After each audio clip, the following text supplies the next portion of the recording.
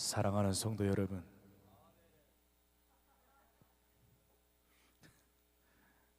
잘 지내셨습니까? 우리가 살아가면서 자녀들에게 더 좋은 것, 더 가치가 있는 것을 물려주고 싶어 하는 게 부모들의 마음이다라고 하는 거예요. 근데 간혹 부모들 보면 너도 너 같은 딸 낳아봐라 그럴 때가 있어요. 이왕이면 자식들이 더 좋은 환경, 좀 더 훌륭한 교육, 그리고 혹은 안정적인 그런 재산을 갖게 할 수도 있을 것이라고 생각이 듭니다. 미국의 유명한 기독교 교육학자였던 토니 캠펄러가 흥미로운 통계를 발표했는데, 부모가 자녀에게 신앙을 전수하기 위해 의도적으로 노력하지 않을 경우 그 자녀가 성인이 되었을 때 신앙을 유지할 수 있는 확률은 몇 프로? 10% 미만이다라고, 떨어진다라고 이야기를 했어요. 왜 어렸을 때 부모님이 일어나! 교회가 깜짝이야 놀란 사람들은 회개해야 돼요. 빨리 일어나서 교회가, 빨리 가. 이렇게 다급하게 밀어붙이는 부모님이 있는가 반면에, 엄마 나 어제 밤새 새벽까지 공부했어. 그래 자. 이런 두 부류의 부모들이 있는데, 노력하지 않을 경우에 자녀가 성인 되었을 때 신앙을 유지할 확률은 10% 미만으로 떨어진다라고 이야기하는 거야. 잘 들어 청년들, 믿는 사람 만나야 된다. 반면 가정에서 부모의 구체적인 신앙의 전수가 이루어진 경우에는 그 확률은 70% 이상이다라고 이렇게 이야기를 하고 있습니다. 여러분의 자녀는 신앙생활 잘하고 있나요? 거짓말이에요. 다 잘하고 있어요. 점검을 해보셔야죠. 점검을 끊임없이 해야 돼요. 저 점검을 엄청나게 많이 했거든요. 집사람은 아침에 애들 일어나 섞여 가면 대문에서 머리에다 올려놓고 막 기도하고, 그게 기도가 제대로 하고 있는지, 애들은 기도를 제대로 들어서 신앙하고 있는지 궁금하기 위해서 저는 밤마다 옆에다 두 아들을 엎어놓고 같이 자면서, 성규야 오늘은 너가 기도하고 자자, 진규야 너가 오늘은 네가 기도하고 자자. 성규는 하나님 아버지 우리 가족 참 땡큐입니다. 진규는 하나님 우리나라가 참 어려운 가운데 놓여 있습니다. 그래도 얘들이 그래도 신앙적인 생각을 가지고 있구나, 이렇게 우리가 확인하면서 신앙을 이렇게 유지할 수 있도록 그렇게 해온 것 같습니다. 오늘 이 10%와 70%, 이 통계는 우리에게 무거운 질문을 던지고 있는데, 우리는 지금 자녀들에게 무엇을 물려주고 있느냐라고 하는 것입니다. 우리가 이 세상을 떠난 후에 다음 세대의 손에는 무엇이 그들에게 남아있느냐라고 하는 것을 오늘 우리에게 이 통계를 통해서 생각하게 하고 있다라고 하는 것이.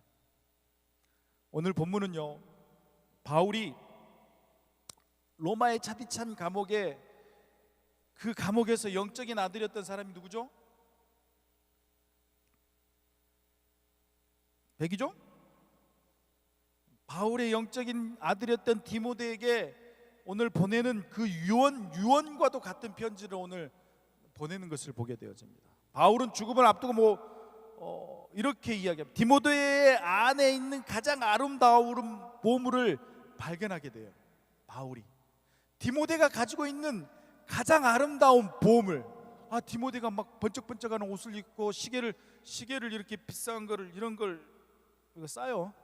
그런 걸 차고, 넥타이 비싼 거 차고, 이런 건, 그런 디모데의 모습을 발견한 게 아니라 디모데의 안에 있는 가장 아름다운 보물을 바울이 발견했다라고 하는 것이.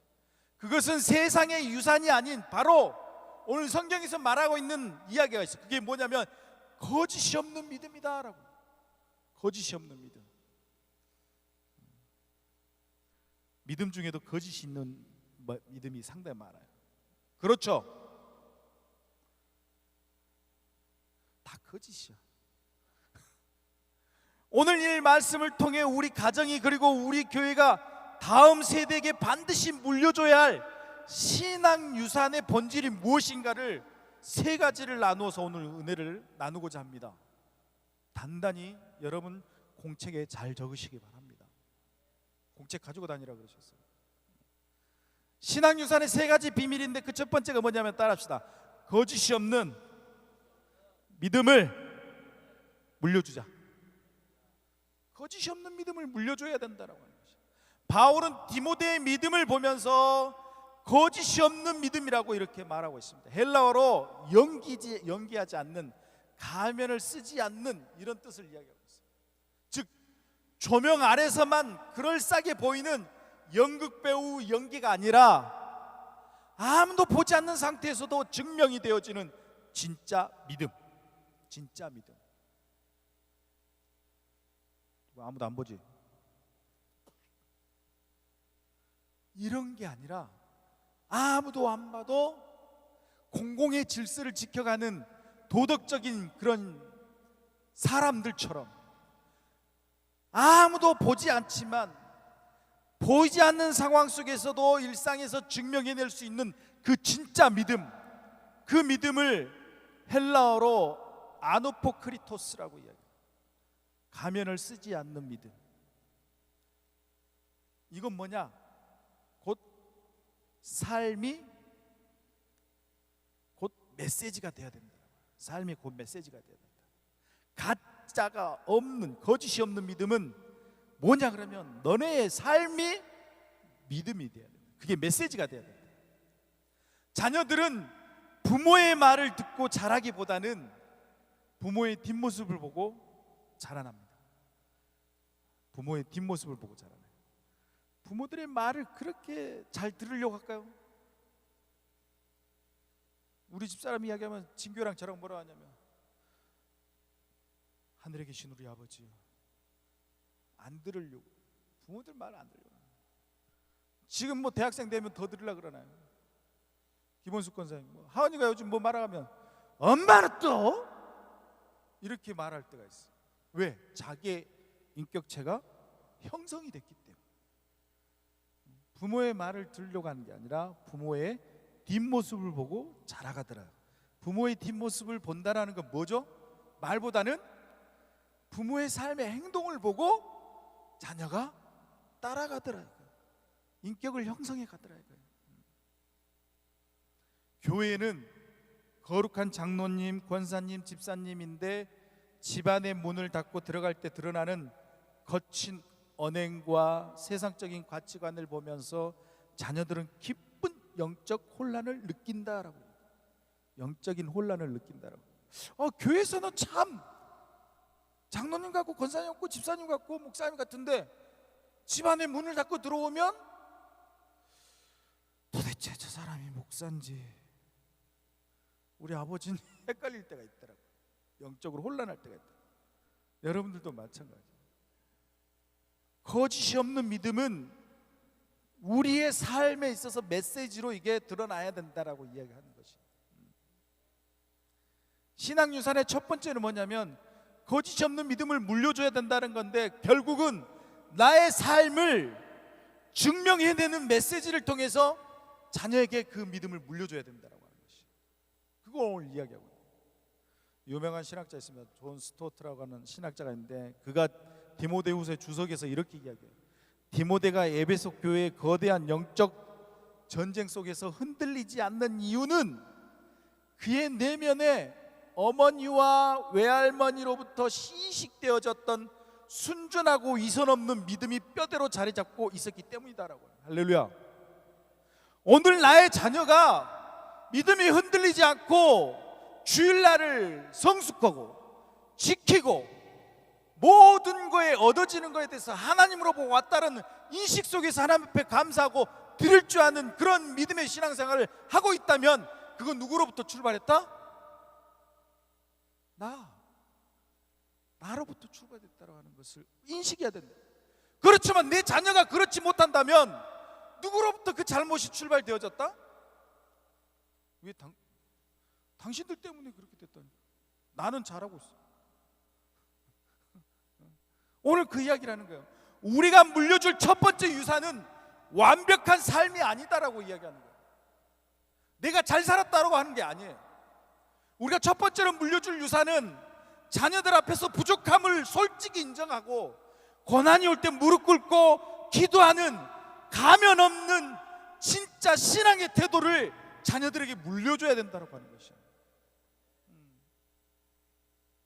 근데 우리 부모들은 자녀들한테 뭐래요? 몰라도 틀려도 알아. 솔직하고 부족함을 솔직하고 인정하지만 더 중요한 건 고난이 올 때 주의를 찾는 것이 아니라 하나님 앞에 무릎 꿇고 기도하는 거짓이 없는 가면이 없는 진짜 신앙의 태도를 내가 행했을 때 나의 뒷모습 보고 누가 쫓아온다? 자녀들이 쫓아온다. 그 거짓 없는 믿음을 우리가 물려줘야 된다라고 하는 것이에요. 물려줘야 된다. 여러분 그렇게 살고 있나요? 오늘 뜨겁게 기도해야 됩니다. 아멘 못하신 분들. 두 번째 따라합시다. 가정이 영적 모태가 돼야 된다. 5절을 보니까 이 믿음의 흐름이 오늘 보입니다. 믿음의 흐름이 보여요. 먼저 내 외조모 로이스와 내 어머니 유니게 속에 있었더니 이렇게 이야기해요. 왜 남자들은 안 보이고 맨날 아우 깝깝한 그 성경의 남자들 진짜 다 어디 밭에 갔나? 디모데의 아버지는 헬라인 이방인이었다라고 사도행전 16장 1절에 이야기를 하고 있어요. 즉 디모데의 가정은 영적으로 그리 평탄한 환경이 아니었다라고 하는 것이에요. 왜? 영적 주도권을 쥐기 힘든 다문화였고 다종교적 환경이었음에도 불구하고 오늘 여기서 말하는 두 사람 외할머니 로이스와 어머니 유닝에는 그런 환경과 그런 문화 속에서 낙심하지 않고 디모데의 마음밭에 무엇을 심었다? 말씀의 씨앗을 심었다라고. 할렐루야. 이게 중요한 거예요. 말씀의 씨앗을 심었다.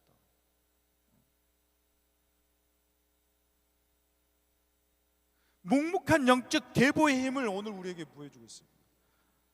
성경학자였던 바클레이가 로이스와 유니게를 향해서 성경 역사상 가장 위대한 숨은 공로자들이다라고 극찬하고 있어요. 이왕이면 여러분들이 여러분 가정의 유산이 이어지는 이 영적인 힘이 누구로부터 시작됐다? 나로부터 시작되었다라고 하는 그런 공로자로서 여러분들이 칭송되어지는 그런 날들이 있었으면 좋겠습니다. 그들은 대단한 신학적 논쟁을 디모데를 가르치지 않았지만 매일 아침 성경을 읽어주고 삶의 유익기 속에서 하나님을 신뢰하는 법을 어디서부터 시작했냐면 가정이라는 가장 작은 단위에서 보여주고 있는 것을 보여줍니다. 예전에는 가정 예배가 상당히 많이 보편화되어 있었어요. 가정 예배. 제가 한번 그걸 경험한 적이 있어요. 고등학교 거의 한 3학년, 2학년 때인가 3학년 때 이제 방학 때 겨울인데 제가 자주 가는 기도원이 있었다 그랬죠. 기도원 이름 먼저 맞추면 제가 내일 라면 사드릴게요. 무슨 기도원? 예수님 어디 산에 올라가서 기도했다? 예수님이 갈멜산. 그렇죠. 감남산 기도원을 올라간 친구랑 둘이 기도원을 올라갔는데 거기에 권사님이 계셔. 연로하신 권사님이 계셔. 낮에는 돌 주세다가 그냥 바닥 간다고 맨날 경운기 끌고 와서 돌 주고 하고 저녁에 어때요 둘이? 고등학생이니까 밥 먹고 그냥 퍼질러 자야지 그 다음날 또 일을 할 수 있는데 권사님이 8시만 되면 우리를 불러. 맛있는 감을 주려고 딱 갔는데 막 뭐라는 왜 성경책 안 가져오냐. 왜요? 8시 되면 우리는 예배 드려. 그래 한 15분 드리는 것 같은데 1시간 30분 예배 드리는 거야. 이 권사님이 오래되셨으니까 성경을 뭐 해석하고 그런 건 없어. 그냥 사람이 썼던 말을 계속 1시간 반을 이야기해. 1시간 반. 하나님이 우리를 이렇게 하고 그러니까 너네들도 하나님을 믿어야 돼. 아멘 아멘 아멘 하나님 아멘. 그러니까 하나님이 너네들에게 오늘도 밥을 주고, 아멘, 제발 아멘, 아멘. 내일도 너네들에게 좋은 날을. 권사님, 이제는 하나님 아멘입니다. 실수를 했어 우리가. 아멘을 너무 열심히 하니까 권사님 힘을 얻은 거야. 그래서 1시간 반을 예배를, 2주 동안 1시간 반, 8시부터 1시간 반씩 예배를 드렸어요. 그때 정말로 왔다 갔다 하는 성경 말씀은 없었지만, 남는 건 없었지만, 그분이 가지고 있는, 생각하고 있는, 머릿속에 있는, 가슴에 쿵짝쿵짝 뛰는 그 신앙의 믿음의 유산들을 우리에게 전수해 줬을 때 아직도 생생하게 기억에 남아있더라 이거예요. 여러분, 하나님을 신뢰하는 법을 가정에서부터 여러분 준비하시기 바랍니다. 가정에서부터. 기독교 교육의 핵심은 뭐냐면 주일학교 부서에서 자녀를 맡기는 것이 아닙니다. 교회에서 돕는 곳이며 진짜 신앙교육의 발원지는 가정의 식탁과 침대에서부터 시작되어진다라고 하는 것이에요. 신앙교육은. 요즘 많은 애들이 기도 안 하고 밥을 먹습니다. 습관적으로 어릴 때부터 가르쳐야 돼요. 형식적이라도 가르쳐야 돼요. 왜? 몸에 배일 정도로. 음식만 나오면 자동적으로 눈을 감고 기도할 수 있도록 습관적으로 가르쳐야 돼요. 침대에서 잠자기 전에도 습관적으로 자기 전에, 눈을 감기 전에 하나님 앞에 기도를 해야 된다고 가르쳐야 돼요. 눈을 뜨면 습관적으로 하나님 앞에 눈 뜨자마자, 하나님, 눈을 못 뜨면 죽을 수 있었는데 오늘 눈을 뜨게 하셔서 새로운 세상을 보게 하신 걸 감사합니다라는 기도를 할 수 있도록 습관적으로 신앙을 가르쳐야 돼요. 부모가 영적 제사장이 되어서 가정에서 예배를 세울 때 거친 세상의 풍파 속에서도 자녀들은 영적인 고향을 잃지 않는다라고 하는 것입니다. 여러분, 가정에서부터 출발하시기 바랍니다. 그런 아이들은 절대 빗나가지 않아요. 여러분 자녀들이 다 컸다면 이야기하세요. 야, 너는 신앙생활 형편없이 하는데 너 말고 우리 손주는 좀 이렇게 믿음의 신앙으로 너가 좀 가르쳐라. 그렇게 당부를 하셔야 돼요. 너 믿음 잃어버리고 정신없이 살아가는데 네 자식까지 정신없이 그렇게 세상에서 방황하며 고난에 부딪히며 쓰러지고 지치게 그렇게 하며 살아가게 하려고 하느냐? 이야기를 하셔야 돼요. 이야기를 하셔야 돼요. 난 너에게 원하지 않지만 내 손자만큼은 제대로 가게 해달라고. 왜? 여기 있는 분들은 다 나이가 계시는 분들이기 때문에 제가 그렇게 이야기합니다. 여러분, 가정이 영적 모태가 돼야 된다라고 하는 것이죠. 세 번째 따라합시다. 내 대에서 확신으로 이어져야 된다. 마지막으로 바울은 이렇게 선포합니다. 내 속에도 있는 줄을 확신하노라. 내 속에 있는 줄을 확신한다. 할머니의 믿음이 좋았고 어머니의 믿음이 훌륭했지만 그 믿음이 할머니와 어머니에서 멈춰버리는 것이 아니라 디모데라는 위대한 사역자가 될 수 있도록 그 믿음이 이어질 수 있도록 확신을 가지고 가야 된다는 것이. 그 믿음이 마침내 디모데 자신의 것이 되었을 때 영적 유산은 비로소 완성되어진다라고 합니다. 완성되어진다. 고민을 많이 했어요. 저는 할머니가 저를 아무 생각 없었죠. 할머니도 아무 생각 없었던 것 같아요. 그렇지만 하도 전도를 하니까 몇 번 교회 왔다 갔다 하고 이렇게 신앙이 여기 있는 우리 권사님들보다 그렇게 월등한 그런 할머니의 신앙은 아니었던 것 같아요. 그럼에도 불구하고 항상 입술에서는 두 찬송가가 흘러나왔던 건 기억을 하고 있어요. 주기도문도 잘 몰라요. 한 사도신경도 몰라요. 그냥 찬송가만 달달 외우고 주일날 그 시간만 되면 교회에 가야 된다는 건 머리에 가지고 계셨어요. 그런 할머니가 저에게 교회 가야 된다, 교회 가야 된다. 아버지 어머니는 먹고 사는 거에 바빴죠. 왜? 가족 9식구를 먹여 살려야 됐어요. 그렇기 때문에 신앙생활 제대로 했겠어요? 결국은 신앙이 이렇게 점프해서 올 수밖에 없어요. 저희 아버지가 저보다 더 미치도록 신앙생활 잘했다고 그러더라고요. 젊었을 때. 그런데 상처 입고 교회를 안 나가셨대. 여기에 그러신 분 있나요? 없죠. 그러니까 교회 나왔죠. 그래서 아버지가 다시 신앙생활을 열심히 했으면 좋겠다라고 내 스스로 고민하면서 어떻게 하면 아버지를 다시 하나님 앞에 데려올 수 있을까 고민을 많이 했는데 아무리 교회 가라도 안 가신 거예요. 그래서 결심한 게 뭐죠? 신학교 간 거예요. 내가 신학교 간 거예요. 그래서 신학교 갔는데 아버지, 내가 신학교 간지도 몰라. 내가 전도사인지도 몰라. 목사 단지도 몰랐어. 개척교회를 할 때 그때서 우리 아들들이 목사였네. 개척교회 그때 아버지가 나오신 거예요. 할렐루야. 아버지가 그때 나오셨어요. 그리고 나서 아들이 아버지에게 세례를 줬습니다. 할렐루야. 영적 유산은 나에서부터 끝나버리면 안 되는 거예요. 내가 확신을 가지고 그 믿음의 유산을 다음 세대에게 확실하게 밀어붙여서 완성시켜야 되겠다라고 하는 자신감을 가지고 가야 된다고 하는 것이죠.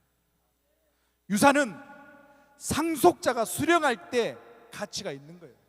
내가 아무리 유산을 가지고 있다고 해서 야 이거 받아! 나 싫은데요.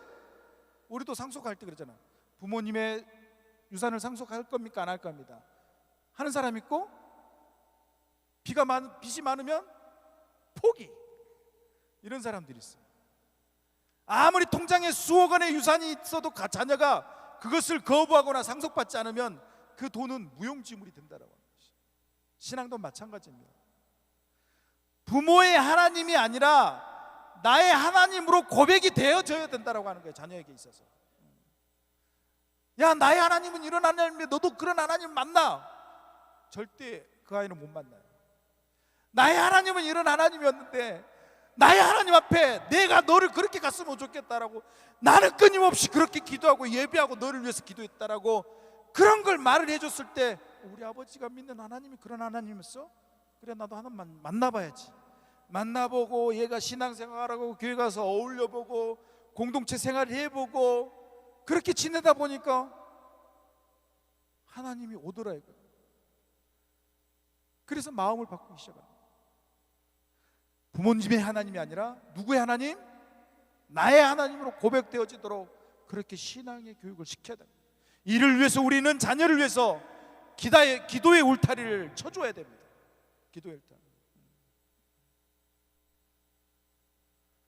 국내 대표적인 기독교 교육 전문가들이 연구에 의해서 따르면 자녀가 부모의 강요에 의해서가 아니라 스스로 하나님을 인격적으로 만나는 시점은 부모가 나를 위해 눈물로 기도하고 있다는 것을 삶으로 체감할 때 그제서야 자녀는 뭐한다? 인격적인 하나님을 만난다라고 하는 것이 인격적인. 그래서 서두에 제가 그 얘기했죠. 부모님의 삶의 뒷모습을 보고 자녀는 인격이 형성되고 따라가더라. 디모데 안에 있는 믿음은 바울이 확신했던 것처럼 우리 자녀들의 심장 속에 예수 그리스도의 십자가의 복음이 그냥 들리는 동화처럼 들리는 스토리텔링으로 들리는 것이 아니라 예수 그리스도의 십자가의 복음이 확신으로 바뀌도록 우리는 기도의 무릎을 꿇어야 된다는 것입니다.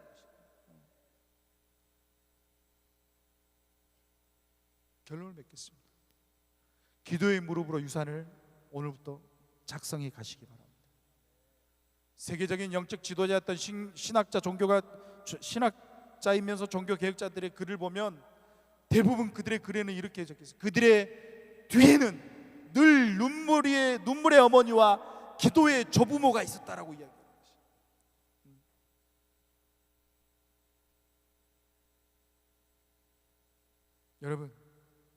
여러분 자녀를 위해서 기도하시고 자녀를 통해서 태어날 그 손주를 위해서 기도하는 여러분들이 되시기 바랍니다.